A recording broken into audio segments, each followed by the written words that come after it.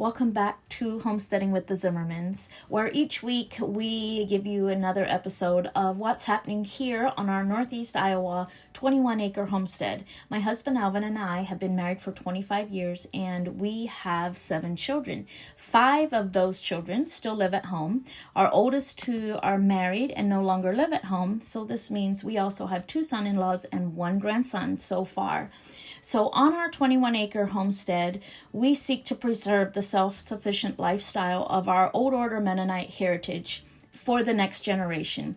We involve the children in every aspect of the homestead, from raising and harvesting our own meat, gardening and preserving to fill the family's larder, or preserving the dairy from the family milk cows, plus all the many other skills that develop the character and integrity and relationships of a family that seeks to bring glory and honor to their Heavenly Father.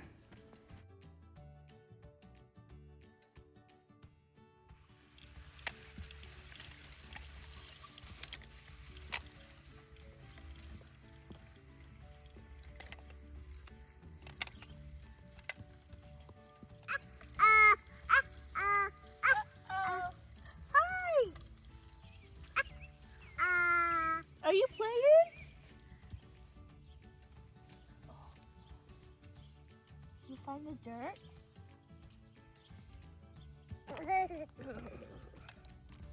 Oh, bless you.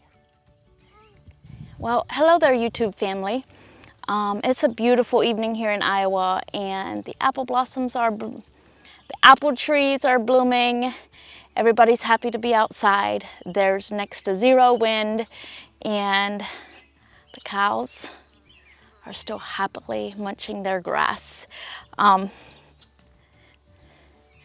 So what we're going to talk about today is my raspberries. My black raspberries, my red raspberries.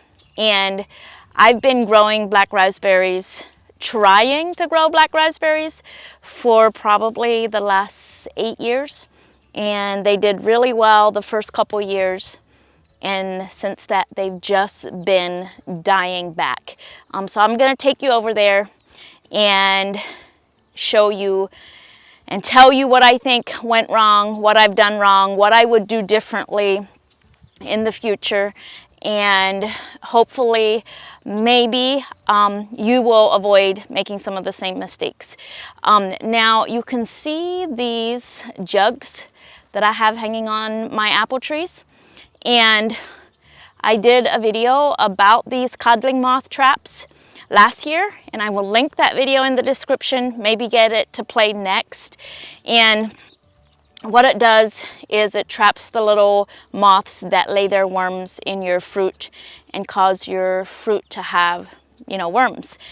And I've heard some feedback from some people that they did it last year and it didn't work. And here's the thing, you have to do it multiple years to really start to see a difference, because the moths live in the bark of the tree, and you're not going to catch all of them the first year. But if you continue to do it year after year, you are going to eventually make a difference. So I will link the video that talks about the codling moth traps, and I'm going to take you over to the raspberries and show you. Okay, so here I am by my very sad black raspberry patch. And as you can see, they're mostly dead. There's a few green ones that are leafing out, but mostly they are dead. And I'm going to tell you why I believe that they are dead. So the variety that I planted is, it's a black jewel. Make sure that you guys don't fall down as I sit here talking. Okay, the variety that I planted about 10 years ago is Black Jewel, and they've been hybrid to have big, juicy, commercial-sized fruit that you would see at the grocery store. And the reason I planted those is, it was more than 10 years ago. It was way back when we were still growing fruits and veggies for farmers market. So while we were still Mennonite, so it was before 2007. And so it's almost 20 years ago. So that's the variety that I purchased because they were the type of fruit that people would expect to buy at a grocery store. They were known to have real big berries, but also they, when something is hybrid, it often has weaknesses. And one of the weaknesses of this certain black raspberry is the cane borer. And there's a little bug or worm maybe that gets into the cane and starts eating the inside of the cane, and then it kills your plant eventually. So oftentimes with commercial fruit, it is bred, hybrid with the knowledge that most commercial growers are going to spray for this bug and end up having the fruit that they want. And that is why mine are dying. They did well the first 2 years, and then maybe about the third year, I only got like half a crop because the canes started dying while they were still bearing fruit.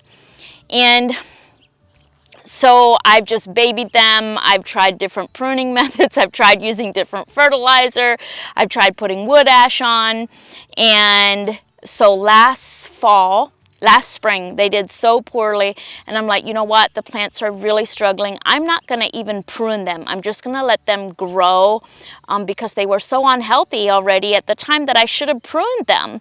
And so I didn't prune them. And then we had a really, really hard winter. And we had temperatures like 30 below with no snow cover at all. And I've got so much winter kill now. But I'm not blaming it only on the winter. I know that the blight and the bugs got to my plants to the point where it weakened the plants so much that it didn't have any reserves to get it through the winter. And so we are going to dig these out. And I'm hoping that with Elvin and a shovel, we can just dig these out. And I'm completely done with black raspberries. Black raspberries grow wild here in Iowa. So I will just go foraging in the woods and get my black raspberries that way. And I will focus my efforts on raising my heirloom red raspberries, who always do so well. Now, if I were to do it differently, if I were to start over with black raspberries, I would find a farm that has an established black raspberry patch that has been productive for years and years, because I would know that those black raspberries, even though they might not be market size and pleasing to the eye, I would know that those plants are acclimated to the pests and blights and diseases in our area, and they're acclimated to our winters, and that's the variety that I would want to share from. And I wouldn't buy something hybrid from a nursery that promises big, juicy black raspberries. So all that, I'm going to go see if my child brought me a shovel, and Elvin is down here by the garden, and we are ready to see if we can dig out these black raspberries. And I think that I'm just going to put a row of flowers here at the end. And that's the other thing. So because I was disenchanted with these black raspberries last fall, I didn't do much weed control here. And having a perennial plant at the edge of the garden has really been a challenge for me, because the grass just grows in. The prairie just starts taking back that land right there, that real estate. And it's really, and then, when the kids mow, they don't get real close because the raspberry canes are growing out. And so it's just been a struggle for probably the last 10 years. And now is the time when I say, all right, I'm done. I'm done babying them. I'm done trying. We will be happy with just red raspberries. We don't have to work so hard to grow black raspberries. Okay, friends, since I filmed the removal of the black raspberries from our garden, I thought about something else that I wanted to add. So back here against this old shed, we have black raspberries growing wild. Now, I believe that these are probably the same variety that we started all those years ago. Because what happens is the birds eat them, and then the birds sit here and their droppings fall down here, and there's raspberry seeds in there.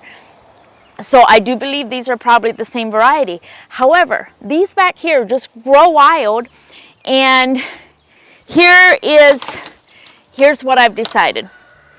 I never trim these, right? And let me tell you how I prune the ones in the garden to keep them contained. So right after they produce, so in the summer, in July, right after the crop is done, I would trim them all back until they're only like 2 to 3 feet high, right? I trim all the canes back.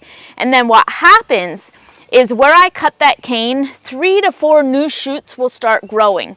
And those new shoots are supposed to be your fruit-bearing canes for the following year. However, those new shoots all have to turn woody to be hardy for winter. So let's say I trim them in mid to late July when they're done producing fruit. And so then my raspberries here in our area have from that day to grow shoots and for those shoots to become woody, because anything that's not woody is going to freeze off. And so I believe that our growing season is just simply not long enough. And so most of the time, like here you can tell, the end of this one is dead.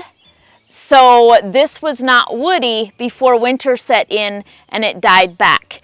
So anytime I trimmed mine, I often had a lot of winter kill because number one, you can't trim them earlier because you know they have fruit on, right?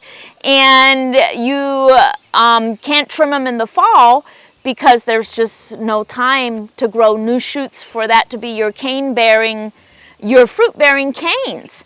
And you can't just not trim them because they will grow wild and take over your garden, right? So the berries that we pick from these wild black raspberries back here are never as big as when they've been pruned. So I'm just going to let this patch grow wild, and we will forage for black raspberries. They won't be big and juicy like the ones you get at the store, but I just wanted to add that to talk about pruning. And the short length of our growing season, I do think was one of the biggest factors in us not being able to keep a thriving black raspberry patch, because the new growth, the fruit-bearing canes did not have enough time to get woody and hardy before our winter set in.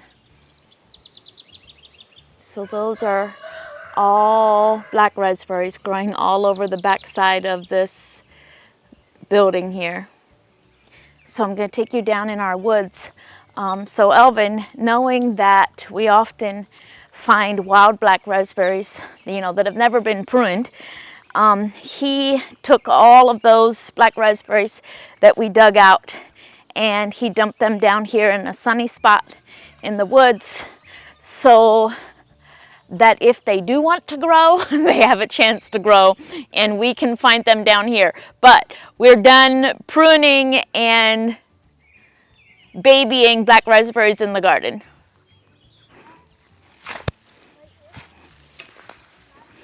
Somebody should go get the gator so we can throw them on the back. I should go get the skid loader and the fork down there.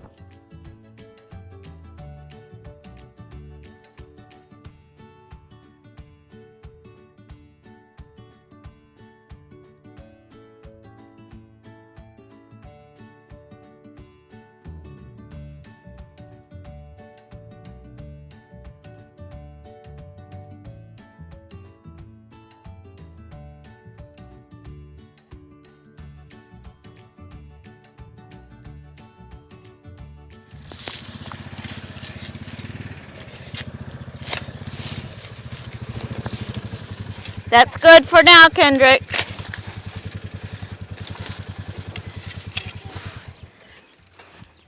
Winston, you'll be happy, won't you?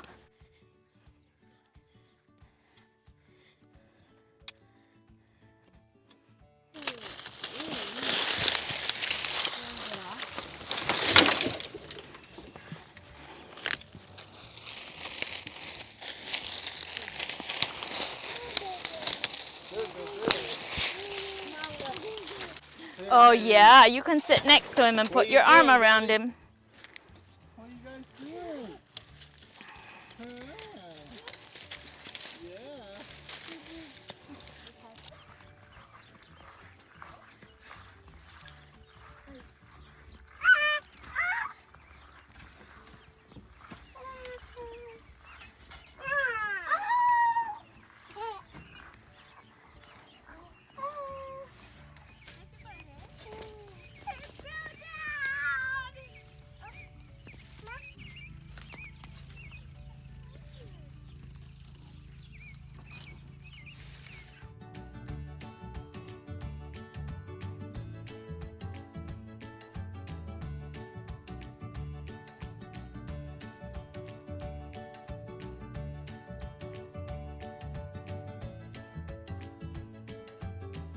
So do you remember last week in one of my videos that I did, I talked about how the prairie just takes over and we have to till our garden because otherwise prairie just consumes it.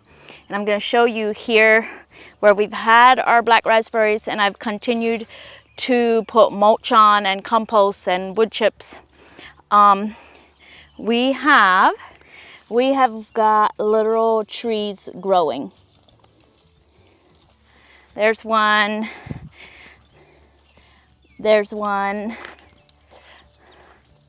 there's one, there's another one. So 1, 2, 3, 4, 5. We're about halfway down the row and there's 5 trees that are sprouting up here where the black raspberries were.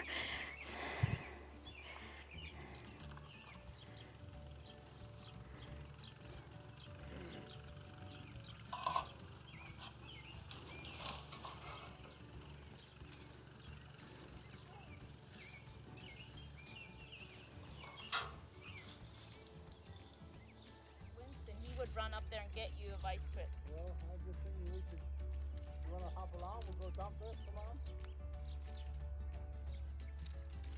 Want us to put them on the fern? Huh?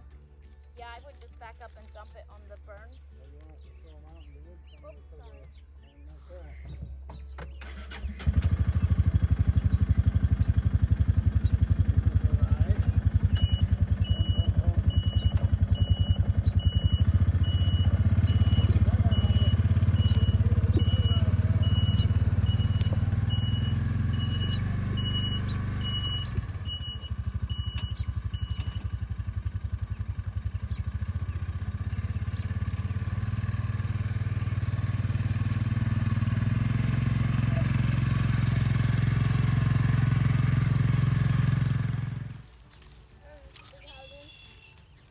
Yeah, lay that on the picnic table back there.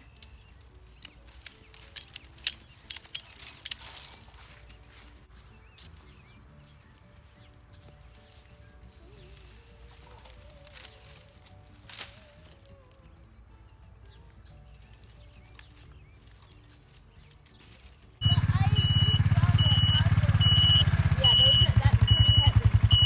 How's that? That's good. Okay, good. Harrison brought you your vice grip. Yeah? Hey, what's he doing? You want to go for more rides? Yeah, he probably doesn't. You want to go run more? Yeah.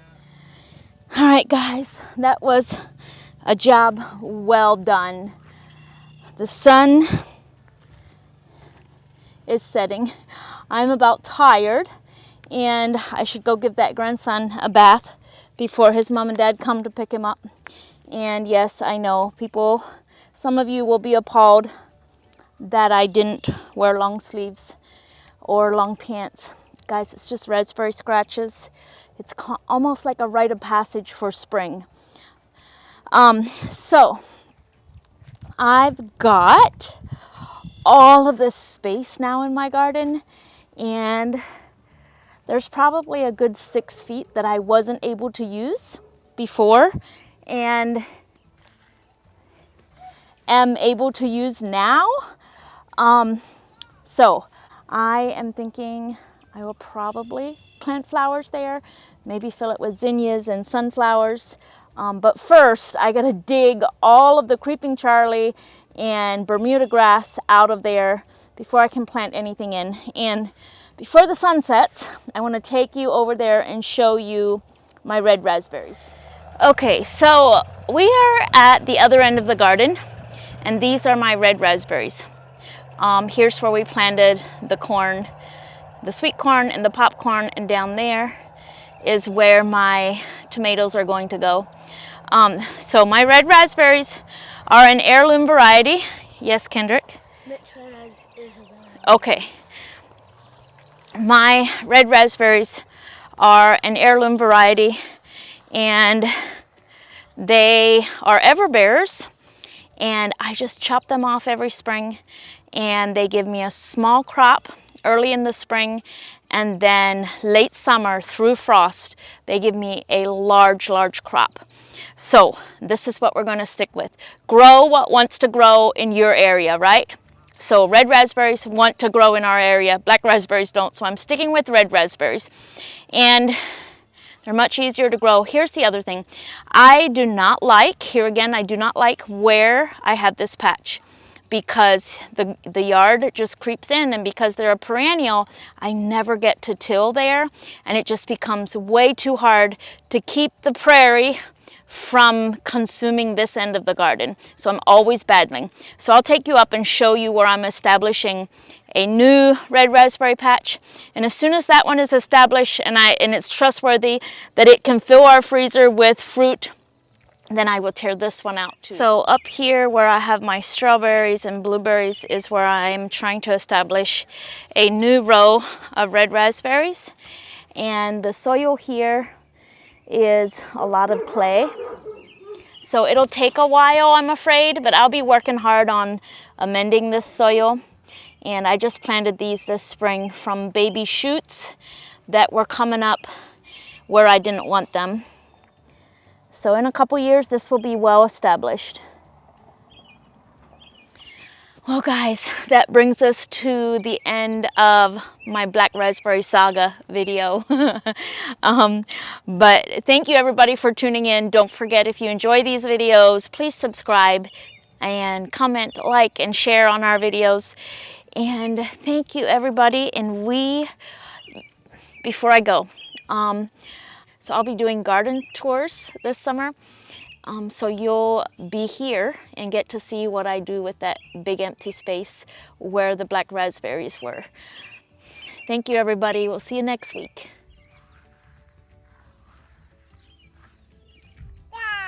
The cows.